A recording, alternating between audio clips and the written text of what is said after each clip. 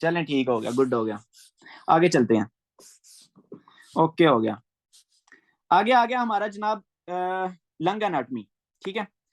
तो हमें पता है हमारी बॉडी है, उसमें क्या होते हैं, टू लंग्स होते हैं। ठीक है, टू लंग्स में देन इसमें जो डिटेल वाली चीजें हैं वो ये कि आपके जो दो लंग्स हैं, आपका जो राइट लंग है उधर आपको कितने लोब्स मिल जाएंगे, तीन लोब्स। उसके कितने लोब्स होते हैं, तीन लोब। जब क्या आपका जो लेफ्ट लोब है उसके कितने होते हैं, लेफ्ट लंग है उसके कितने होते हैं, टू लोब्स। तो इसके लिए मैंने ना अच्छी सी डायग्राम निकाली हुई है, बल्कि चलो इधर दिखा देता हूँ आप लोगों को। फॉर एग्जाम्पल आपका ये कौन सा आ गया, ये राइट लंग आ गया। ये कौन सा आ गया, आपका लेफ्ट लंग आ गया। तो इसमें आप देख सकते हो कि ये क्या है कि इसका अपर लोब है। ठीक है, तो इसको हम कहते हैं राइट अपर लोब। देन इसके क्या है कि इसके नीचे आ जाएगा, इसके कितने लोब हैं, तीन। तो इसका एक लोब आ गया मिडल वाला। तो ये आप देख सकते हो कि इसका एक लोब कौन सा है जनाब, मिडल लोब। तो ये आ गया right middle lobe. And then उससे नीचे कौन सा आ गया आपका लोब, राइट लोअर लोब। तो इसके राइट लंग के कितने लोब होते हैं, तीन लोब होते हैं। तो इसको हर लोब को कौन सप्लाई करेगा, कौन सा ब्रोंकाई सप्लाई करेगा, तो आपको पता है लोबार ब्रोंकाई सप्लाई करेगा। ऐसा ही है कि नहीं है, जिसका दूसरा नाम क्या था, सेकेंडरी ब्रोंकाई। देन ये जो हमारा लेफ्ट लंग है, इसमें सिर्फ सिंपली क्या होते हैं, दो लोब्स होते हैं। तो ये आप देख सकते हो कि left upper lobe and then left lower lobe. ऊपर वाले को अपर लोब एंड देन नीचे वाले को हमने क्या कह दिया, लोअर लोब कह दिया। अच्छा जी, लेकिन लेकिन इसमें एक चीज इंपॉर्टेंट है। एक चीज इंपॉर्टेंट क्या है, जिसका पास्ट पेपर में एमसीक्यूज आया हुआ था, वो ये कि देखो ये जो आपका लेफ्ट लंग है ना, लेफ्ट लंग है, आपको पता है इसको एक ये जो फिशर आर है इसने डिवाइड किया ना, इसमें अपर पार्ट में डिवाइड कर दिया एंड लोअर पार्ट में डिवाइड कर दिया। तो ये आप लाइन देख सकते हो, सीधी है या टेढ़ी है, टेढ़ी सी है ना। तो इसको हम कहते हैं ओब्लीक फिशर। इसको हम क्या कहते होते हैं, ओब्लीक फिशर। ठीक हो गया। देन आ गया सेकंड थिंग। सेकंड थिंग आप ये वाली लाइन देख सकते हो कि जो आपका अपर लोब एंड देन जो मिडिल लोब है, इसको क्या कर रही है, डिवाइड कर रही है, वो सीधी है। तो सीधी लाइन को, इस तरह सीधी लाइन है, उसको हम क्या कहते होते हैं, हॉरिजॉन्टल। उसको हम क्या कहते होते हैं, हॉरिजॉन्टल। तो ये जो आपका हॉरिजॉन्टल फिशर था, उसके ऊपर आपको क्या मिल जाएगा, ये एमसीक्यूज है। जो हॉरिजॉन्टल फिशर होगा उसके ऊपर आपको राइट साइड पे क्या मिल जाएगा, राइट अपर लोब। जबकि उसके नीचे आपको क्या मिल जाएगा, राइट मिडल लोब। और यही एमसीक्यू था कि हमें जो हॉरिजॉन्टल फिशर है उसके नीचे क्या मिलता है, तो आपको पता चल गया कि राइट मिडल लोब मिलता होता है। एंड देन ये भी आप लाइन देख सकते हो कि ये क्या है, टेढ़ी सी है। इट मींस कि ये भी कौन सा फिशर है, ओब्लिक फिशर है।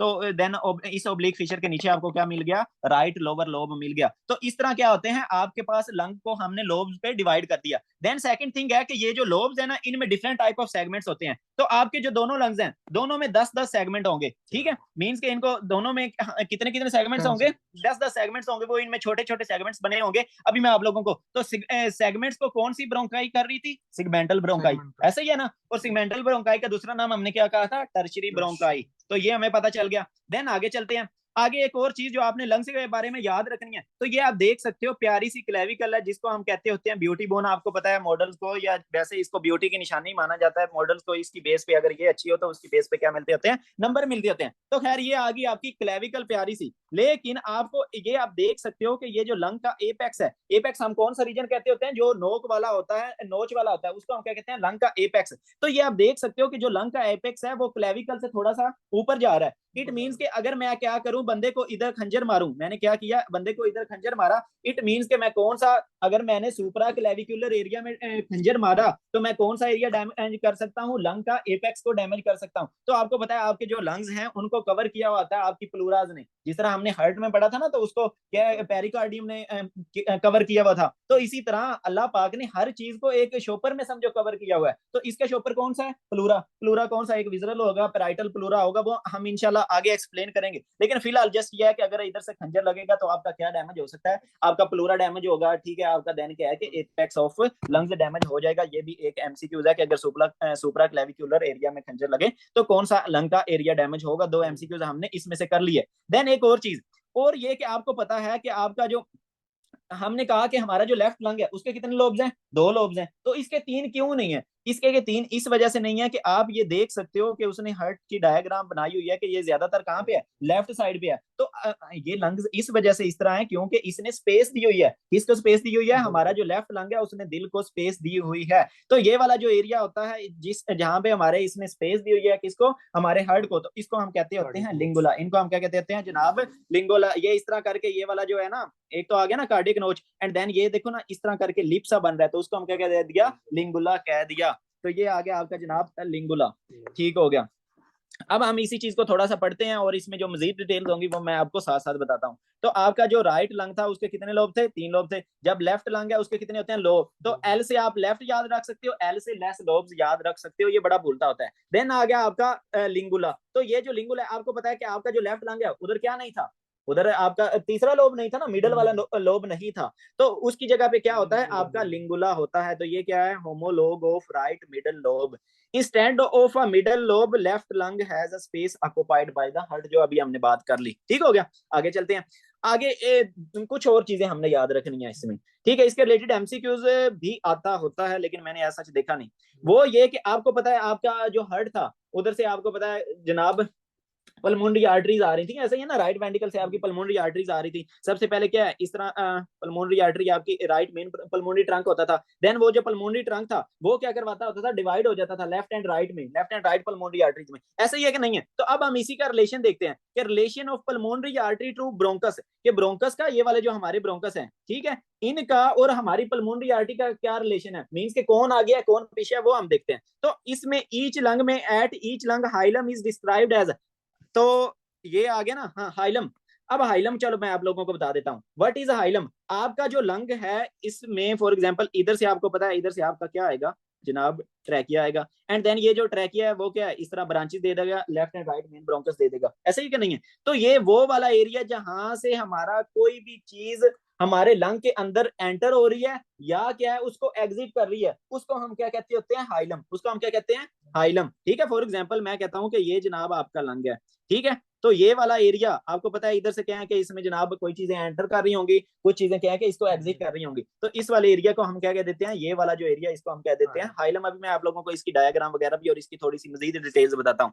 ठीक है, अच्छा जी, अब इसका रिलेशन क्या है इसको आपने याद रख लेना है रेल से। रेल से कैसे? कि जो राइट साइड है, राइट वाला जो ब्रोंकस है, ठीक है, उधर क्या होगा? आपकी एंटीरियर होगी। क्या एंटीरियर होगी? ये मैंने आप लोगों को क्या बनाया हुआ है? पल्मोनरी ट्रंक बनाया हुआ है। पल्मोनरी ट्रंक डिवाइड होता है, आपको पता है पल्मोनरी ट्रंक किस में डिवाइड होता है?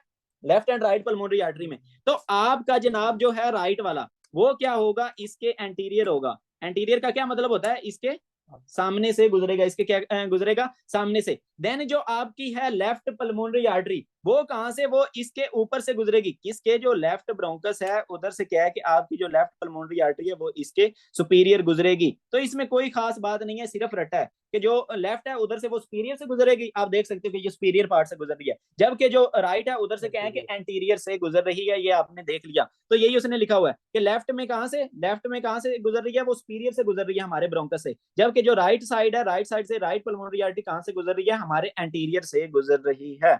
अच्छा जी, देन एक और चीज जो आपने इसके बारे में, एक ये रिलेशन आ गया, इसमें कोई समझाने वाली बात नहीं थी। देन आ गया कि कैरीना। कैरीना कौन सा पार्ट था? ये वाला जो पार्ट था उसको हम क्या कह देते हैं? कैरीना। अब कैरीना का भी रिलेशन हमने समझना है। कैरीना जो होता है वो पोस्टीरियर होता है असेंडिंग एओर्टा के।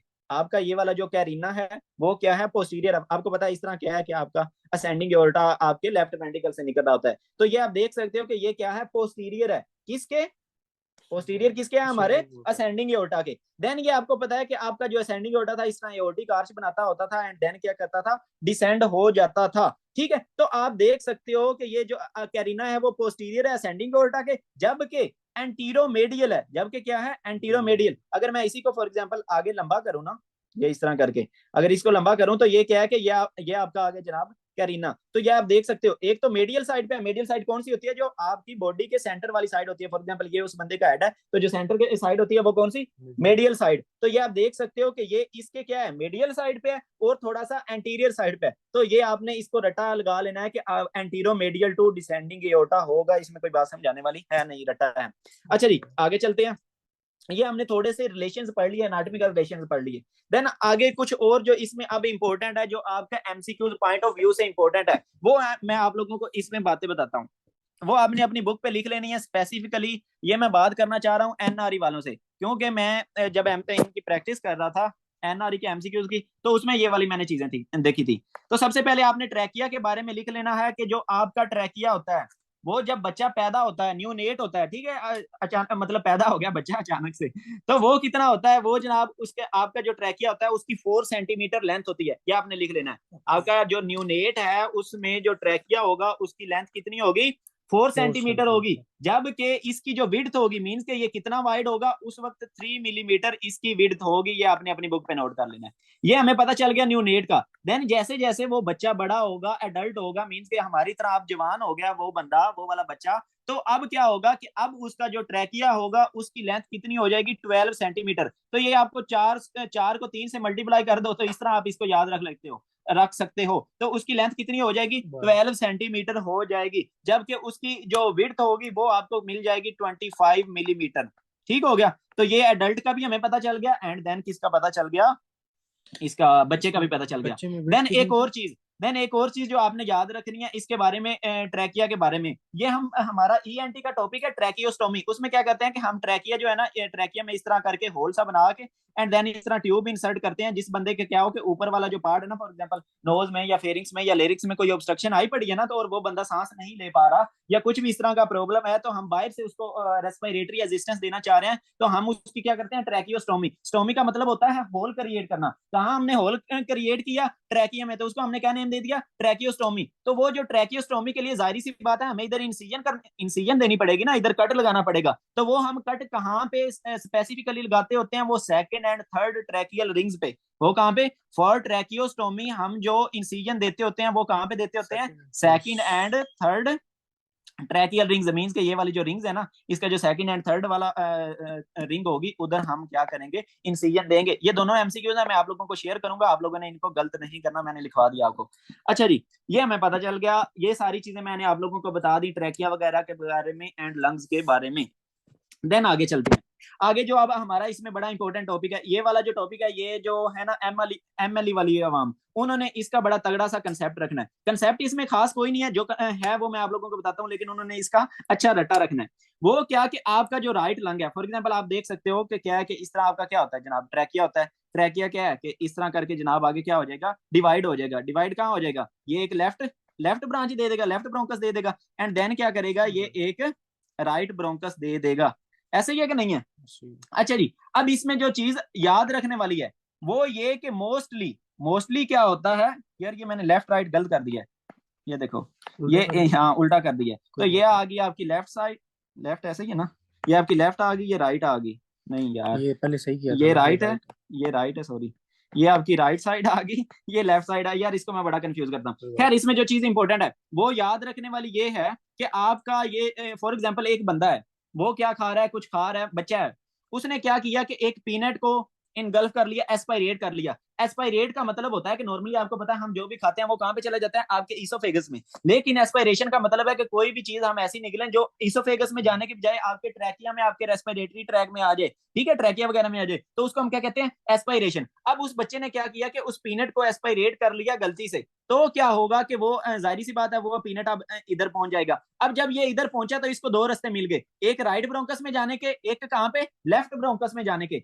अब देखो वो कहां जाएगा, वो प्रेफर उस जगह को करेगा जो इसके साथ सीधी होगी। ऐसे ही है कि नहीं है, जो इसके साथ क्या है कि हमारा जो पाइप है, जाहिर सी बात है जो अगर सीधा होगा तो वो उसी डायरेक्शन में जाना शो करेगा। और क्या करेगा कि जो चीज वाइड होगी, फॉर एग्जांपल इन दोनों में से जो पाइप वाइड होगा वो उधर जाना प्रेफर करेगा। तो जो सीधा होता है और साथ में वाइड होता है वो होता है आपका राइट वाला ब्रोंकस। वो कौन सा होता है, आपका राइट वाला ब्रोंकस। तो ये आपने याद रखना है कि अगर बंदा एस्पायरेशन करता है, फॉर एग्जांपल बच्चा है, उसने एस्पायरेशन कर लिया किसी चीज की, उसने पीनट वगैरह या कुछ भी एस्पायरेट कर लिया, तो उसके सबसे ज्यादा जाने के चांसेस कहाँ पे होते हैं, आपके राइट ब्रोंकस में। एंड देन राइट ब्रोंकस से कहाँ पे चला जाएगा, वो आपके राइट लोअर लोब में चला जाएगा। आपको पता है ना, देखो फॉर एग्जांपल जब बंदा खड़ा है, फॉर एग्जांपल इसके लिए ना मैं आप लोगों को ना थोड़ी सी अच्छी डायग्राम दिखाता हूँ, यो वर्ड की, उधर से मैंने निकाली हुई है, जस्ट इस पे मुझे आप 1 मिनट दो।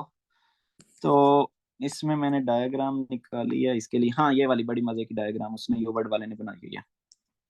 अब ये देखो, फॉर एग्जाम्पल ये बंदा था, ठीक है, और ये बच्चा था, ये जो भी था, उसने क्या किया कि एस्पायरेट कर लिया। किसको एस्पायरेट कर लिया, पीनट वगैरह को एस्पायरेट कर लिया। तो आपको पता है ग्रेविटी के इफेक्ट की वजह से ये क्या आएगा, नीचे आएगा। देन उस रास्ते में जाएगा जिस रास्ते में इसके लिए जाना इजी है। तो जाने वाला रास्ता कौन सा इजी है, जो वाइड होगा और बिल्कुल सीधा सीधा होगा। फॉर एग्जाम्पल मैं कहता हूँ आपका जनाब जो राइट ब्रोंकस है वो इस तरह बिल्कुल सीधा सीधा है, तो जाहिर सी बात है वो किसको प्रेफर करेगा, राइट ब्रोंकस में। अब फॉर एग्जाम्पल मैं कहता हूँ आप इधर देखो कि ये जो आपका लेफ्ट ब्रोंकस है वो थोड़ा सा इस तरह करके टेढ़ा सा है, तो आप देख सकते हो कि इसके सबसे ज्यादा चांसेस कहाँ पे जाने के हैं, राइट ब्रोंकस में जाने के हैं।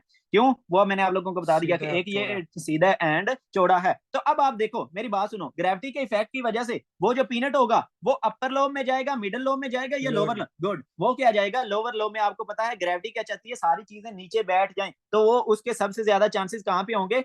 वो अगर आपको हिस्ट्री में आता है, एक बच्चा है वो खेल रहा था, वो बैठा हुआ था, उसने क्या किया, एस्पायरेट कर लिया पीनट को, तो उसके सबसे ज्यादा पीनट के कौन से लंग में जाने के चांसेस हैं, तो आपको पता होना चाहिए राइट लोअर लोब में। कहां पे, ये स्पेसिफिकली एमसीक्यूज आता है, कहां पे, राइट लोअर लोब में जाने के चांसेस होते हैं। एक ये एमसीक्यूज आ गया। देन आगे चलते हैं।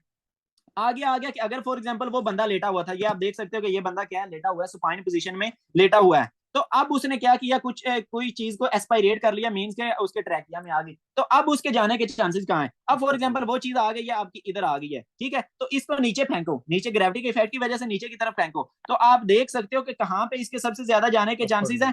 एक तो ये वाले लोब में, कहाँ पे, आपके अपर लोब में। अपर लोब के भी कौन से पार्ट में, ये आप देख सकते हो पोस्टीरियर पार्ट, आपको पता है ना ये वाला कौन सा होता है, एंटीरियर पार्ट होता है, जबकि ये वाला कौन सा होता है, आगे पीछे, ये ए से आगे और पी से पीछे, एंटीरियर पोस्टीरियर आ गया। तो ये आप देख सकते हो कि posterior segment of upper lobe में इसके जाने के चांसेस होते हैं। और ये बड़ा एमएलई वालों के लिए बड़ा इंपॉर्टेंट एमसीक्यूज है। क्या होगा कि अगर बंदा सुपाइन पोजीशन में है, उसने एस्पायरेट कर लिया, अगर फॉर एग्जांपल इसकी, चलो मैं आप लोगों को एक उसी तरह का एमसीक्यू बताता हूँ। फॉर एग्जांपल बंदे को क्या था, स्ट्रोक था या इस तरह का कोई भी प्रॉब्लम था, वो बेड से नहीं उठ सकता, तो उसने क्या किया, उसको अचानक से वोमिट आई, और वो जब वोमिट आई तो उसने उसको क्या कर लिया, एस्पायरेट होगी, उसकी एस्पायरेशन होके लंग्स में चली गई। तो अब वो आपसे पूछेगा कि उसके सबसे ज्यादा जाने के कहां पे चांसेस होंगे, तो आपने बताना है posterior segment of upper lobe में जाने के चांसेस होंगे, and then superior segment of lower lobe में जाने के चांसेस होंगे। तो ये आप देख सकते हो, ये उसका कौन सा लोब है, लोअर लोब है, तो ये लोअर लोब का कौन सा सेगमेंट है, सुपीरियर। ये आप देख सकते हो ना कि ये नीचे वाले इंफीरियर होंगे, ऊपर वाला सुपीरियर।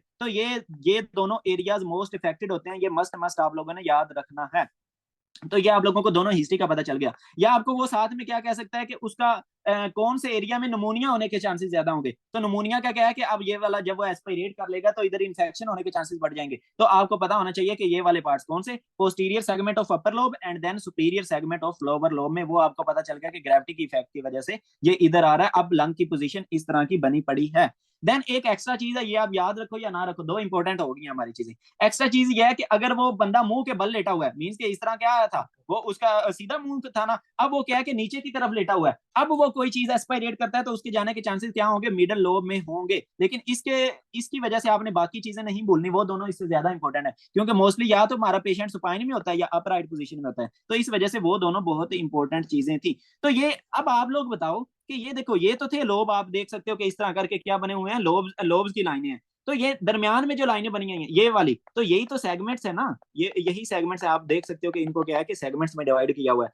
और इन सेगमेंट्स के नाम जो है वो एमएलई वालों ने मस्ट याद रखने हैं और कहाँ पे जाके प्रॉब्लम हो रही है। तो ये आई होप अब आप लोगों को समझ लग गई होगी कि जब बंदा सुपाइन था, कौन से लेटा हुआ था, तो कौन सा एरिया मोस्टली डैमेज हो रहा था, superior segment of right upper lobe. ऐसा ही है कि नहीं है। देन साथ में दूसरा भी मैंने आपको बता दिया, वो आपने बुक पे लिख लेना है। देन क्या है कि जब आपका वो अप राइट था, खड़ा हुआ था, तो कौन सा डैमेज हो रहा था, राइट लोअर लोब। एक चीज आपने नोट की है, मेनली आपका डैमेज कौन सी हो रही है, right side of lung, right side of lung. और मेनली आपका कौन सा डैमेज हो रहा है, राइट लोअर लोब भी डैमेज हो रहा है, चाहे बंदा खड़ा है चाहे बंदा लेटा हुआ है, मेनली कौन सा डैमेज हो रहा है, लोअर लोब भी। लेकिन अगर बंदा क्या है कि जनाब क्या कहते हैं, सुपाइन पोजीशन में था, तो हमने देखा था कि जनाब उसका जो posterior part of upper lobe भी डैमेज हो रहा था। वो आपने अपनी बुक पे लिख लेना है, ये रिकॉर्डिंग से देख के या अभी आप लिख लो। देन आगे के while lying on the right side, अगर वो बंदे ने राइट साइड पे करवट ली हुई है, तो देन कहाँ पे जाने के चांसेस हैं, वो आपके जाने के चांसेस है राइट अपर लोब की तरफ जाने के चांसेस हैं। ठीक है, तो ये वाला जो लोब है ना इधर, जाहिर सी बात है, अब आप साइड लेके देखो तो आपको पता है राइट लोअर लोब भी नीचे की तरफ आएगा, तो उधर ग्रेविटी का इफेक्ट होगा, इस वजह से वो उधर चला जाएगा। तो ये वाला इसमें से जो भी अभी तक हमने पढ़ा है उसमें ये वाला इंपॉर्टेंट बड़ा पॉइंट था, और जो मैंने आप लोगों को लिखवाए हैं। तो ये हो गया, हमें पता चल गया कि अगर बंदा एस्पायरेट करता है। अभी मैं आप लोगों को इस चीज को पढ़ा देता हूँ। Right lung is more common site for inhaled foreign bodies because right main bronchus is wider, वो वाइड है, मोर वर्टिकल है, वर्टिकल का मतलब इस तरह सीधा है, एंड क्या है, शॉर्ट है, ठीक है, देन द लेफ्ट, तो इसी वजह से उसमें क्या है, एस्पायरेशन के चांसेस ज्यादा होते हैं। तो ये देखो उसने भी एग्जांपल पीनट की दी है, आपको क्वीन वगैरह की भी दे सकता है, वोमिट की भी दे सकता है, किसी चीज की भी दे। और दूसरा एक और आपने चीज याद रखनी है कि आपने ये नहीं कंफ्यूज होना कि आपने अगर वो आपको कह दे कि उधर कौन से एरिया में निमोनिया या इन्फेक्शन होने के चांसेस ज्यादा हो जाएंगे, तो वो वही एरिया जहां पे वो जा रहा है उधर जाके इन्फेक्शन होने के चांसेस, आपका इम्यून रिस्पॉन्स होगा, उस एरिया के डैमेज होने के चांसेस ज्यादा होंगे, तो उसके आपने कर लेना है। तो ये मैंने आप लोगों को सारी चीजें पढ़ा दी। तो ये था जनाब हमारा लंग एनाटमी। लेकिन लेकिन इसमें जो है क्या कहते हैं, एनआरई वाले बंदे, एनआरई वालों ने ना कुछ चीजें ऐड करनी है। किस में ऐड करनी है, मैंने आप लोगों को हाइलम पढ़ाया था, ऐसे ही है कि नहीं है। अब जरा ना हाइलम की डिटेल में जाते हैं थोड़ा सा। डिटेल में मैं इस वजह से जा रहा हूँ, आपको पता है मैं सिर्फ उन्हीं चीजों की डिटेल में जाता होता हूँ जो मतलब हमारी बुक में ना लिखी हुई हो और MCQs of point of MCQs के पॉइंट ऑफ व्यू से इंपॉर्टेंट हो। तो अब थोड़ा सा हम चलते हैं हाइलम की डिटेल में कि हाइलम का क्या सीन होता है। तो ये देखो हाइलम का मैंने आप लोगों को क्या बता दिया कि वो वाला एरिया जहां से आपकी कोई भी वेसल अंदर जा रही है, एंटर हो रही है या एग्जिट कर रही है, उसको हम क्या कहते हैं, हाइलम। तो ये आप देख सकते हो कि ये उसने राइट लंग बनाया हुआ है और उसका आप देख सकते हो कि हाइलम जहां से कोई भी चीज एंटर हो रही है। देन और जो चीज इसमें आपने याद रखनी है वो ये कि ये जो हाइलम है ना, तो इसको आप देख सकते हो कि ये एक व्हाइट सी झिल्ली ने सराउंड किया हुआ है, ऐसे ही है कि नहीं है। तो ये अगर आपको एमसीक्यूज आए कि आपके हाइलम को किसने सराउंड किया हुआ होता है, तो आपने क्या बताना है, आपका जो लिगामेंट है, पल्मोनरी लिगामेंट, उसने सराउंड किया हुआ होता है। और ये एमसीक्यूज आया हुआ था कि ये किसके अंदर कंटेन होते हैं, पल्मोनरी लिगामेंट के अंदर।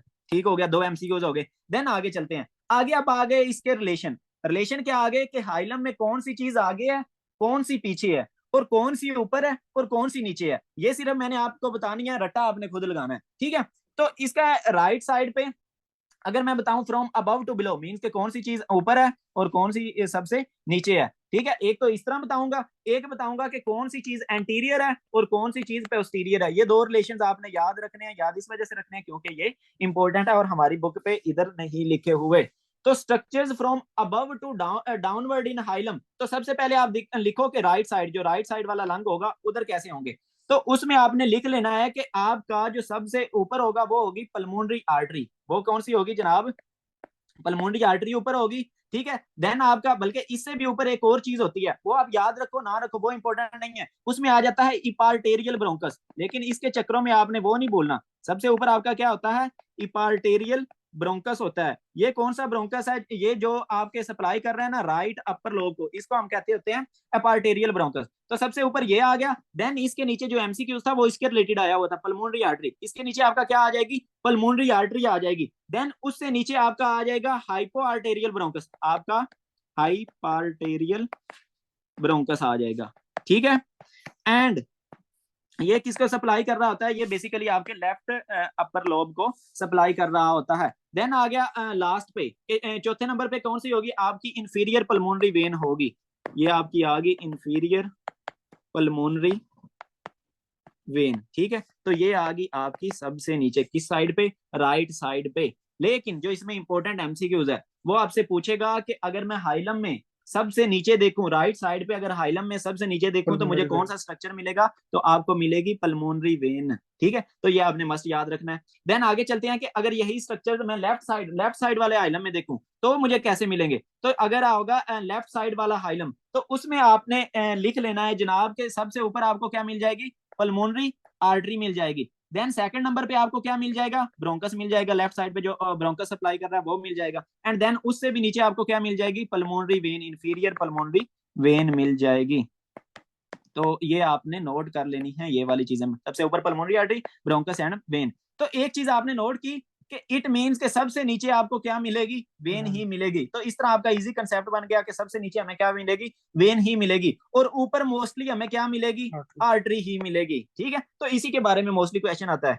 तो ये हो गया दो चीजें, ये मैंने आप लोगों को डिवीजन बता दी फ्रॉम, जब हम क्या आ रहे थे, अबव टू बिलो आ रहे थे। अब हम डिवीजन करते हैं कि जब हम क्या करते हैं, फ्रॉम एंटीरियर टू पोस्टीरियर जा रहे हैं, आगे से पीछे जा रहे हैं, मीन्स के मैं सामने से देख रहा हूं तो सामने में सबसे पहले कौन सी चीज आएगी, तो उसमें दोनों साइड पे सेम ही चीज है, दोनों साइड पे क्या है, सेम ही है। तो सबसे आगे आपकी आ जाती है सुपीरियर पल्मोनरी वेन, ये भी आप लिख लो। अब मैं कौन सा व्यू दे रहा हूं आपको, फ्रॉम एंटीरियर टू पोस्टीरियर वाला व्यू दे रहा हूं, ठीक है। तो ये आपने लिख लेना है कि ये दोनों साइड पे सिमिलर होगी, और सबसे आगे आपको क्या मिल जाएगी, सुपीरियर पल्मोनरी, ठीक है, वेन मिल जाएगी आपको इसमें। आगे चलते हैं, आगे उससे नीचे आपको मिल जाएगी पल्मोनरी, सुपीरियर पल्मोनरी आर्टरी, तो ये सुपीरियर पल्मोनरी आर्टरी मिल जाएगी। देन उससे नीचे आपको क्या मिल सकता है, उससे नीचे आपको मिल जाएगा ब्रोंकस। तो इसको मैंने किस तरह याद रखा हुआ है, वेब के, और जिस तरह ये वेब वाला ही इसका यही बन रहा था ना, सबसे क्या है ऊपर, सबसे आगे क्या है, वेन है, उससे पीछे क्या है आपकी आर्टरी है, एंड देन उससे नीचे क्या है, पीछे क्या है आपका ब्रोंकस। तो इसमें कोई समझाने की बात नहीं है, ये सिंपल से रिलेशनशिप्स हैं, वो आपने इनको रट्टा ही लगाना है, लेकिन ये एमसीक्यूज पॉइंट ऑफ व्यू से इंपॉर्टेंट है, तो आपने इनको इग्नोर नहीं करना। अच्छा जी, तो ये मैंने आप लोगों को थोड़ा सा हाइलम की डिटेल बता दी, उसके रिलेशनशिप्स बता दिए, तो अब तक इधर तक हमारा हो गया क्लियर। ठीक है, देन जो एमएलई वाले हैं उन्होंने ये भी देखना होता है कि ये आप देख सकते हो सिटी, तो आप जब आप इसमें देखोगे, ये वाली डायग्राम के बारे में बात कर रहा हूँ बी के बारे में, तो इसमें आप देख सकते हो कि आपको ये वाला जो भी ब्लैक वाला एरिया मिलेगा, इट मीन्स के इधर क्या है आपकी एयर है, इधर आपके क्या है एयर है, और जहां पे भी आपको व्हाइट मिलेगा, इट मीन्स के इधर या तो सॉलिड है या लिक्विड है। ठीक हो गया, तो ये उसने कौन सा पार्ट दिया हुआ है आपका, ये जो समझो इधर दरमियान से उसने काटा हुआ है, तो आपका ये आ गया आपका, इसको मैं बॉल पेन को चेंज करता हूँ ताकि इधर लिखे, तो ये आ गया आपका राइट लंग है, ये आपका जनाब लेफ्ट लंग है। ठीक है, देन ये आपको पता है कि ये आपके जनाब वर्टिब्राज हैं। ठीक हो गया, एंड वर्टिब्राज के बिल्कुल साथ में आपको डिसेंडिंग एओर्टा मिल रहा है, एंड देन इसके साथ ही आपको क्या मिल रही है, पल्मोनरी आर्टरी मिल रही है, देन उसके साथ आपको असेंडिंग एओर्टा मिल रहा है, एंड देन साथ में क्या मिल रही है, सुपीरियर वेना केवा मिल रही है।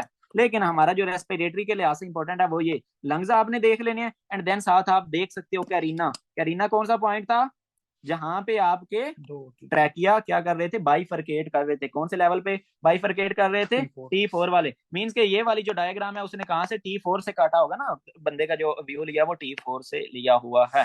ठीक है, बाकी ये आप एक्सरे देख सकते हो कि ये मैंने आप लोगों को बताया, क्लेविकल से ऊपर आपका जनाब एपेक्स होती है, नीचे आपका कौन सा पार्ट होती है, आपको पता है बेस पार्ट होती है, बेस हम कहते होते हैं नीचे वाली जो फ्लैट पार्ट होता है, तो ये आपकी आ गई लंग्स की बेस, और इनके दरमियान में ये आ गया आपका हार्ट, तो ये आप देख सकते हो कि आपका हर्ट है। तो ये हर्ट वाइट क्यों नजर आ रहा है, जाहिर सी बात है इसमें क्या होता है, ब्लड होता है, और ये जो हमारे लंग्स हैं, ये लंग्स हमें क्यों ब्लैक नजर आ रहे हैं, इस वजह से क्योंकि इनमें होती है एयर।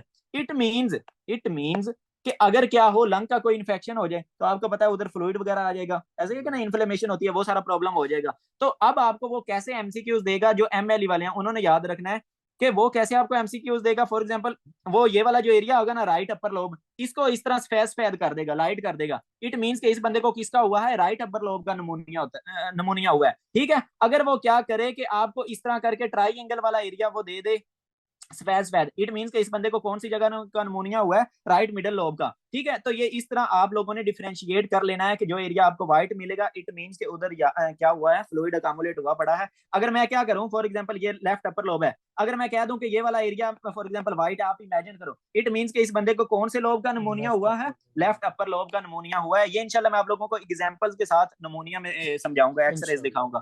ठीक है, आगे चलते हैं। तो ये हो गया हमारे दो टॉपिक्स, देन आ गया हमारा लास्ट वाला